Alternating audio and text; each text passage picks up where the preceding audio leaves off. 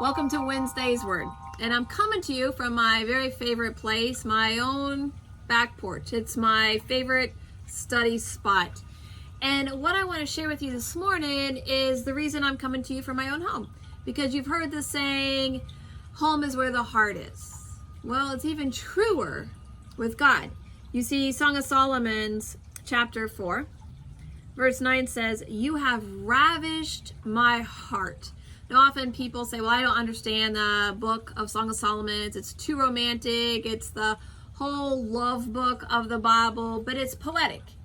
But it's poetic because it's God's poetry to his church. It's God's poetry to his bride. And that's you and me. So when it says, you have ravished my heart, it's one word in Hebrew, and it's Livabethini, which means you have ravished my heart. Livabethini comes from the root word evav. Evav is the word for heart. But I want to show you something amazing. When you write it, in Hebrew, remember you go right from left. This is the letter Lamed, but this is the letter Bet. And there's two letters Bet. Bet is the letter B. It's the second letter of the alphabet. But what's amazing is the letter Bet stands for house. When you have two double bets, it's heart. So what it's saying is when you have ravished my heart, God wants to make his home in your heart. Often people say, I don't understand God's heart. I don't understand how God even feels. Well, you and I were made in the image of God. So how do you feel when somebody you love completely ignores you? How do you feel when you've been waiting all day and you had something, amazingly planned, and 5 minutes before it was planned, the person says, "Oh, I'm sorry, they canceled on you, they're too busy." Or somebody you really care about just doesn't want anything to do with you.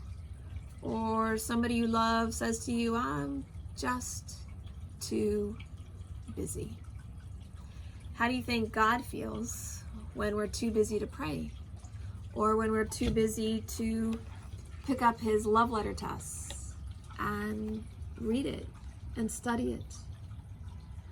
What about when we go through our day and our life and we pay no attention to God, and days or months or weeks pass and we haven't even said God or prayed a prayer?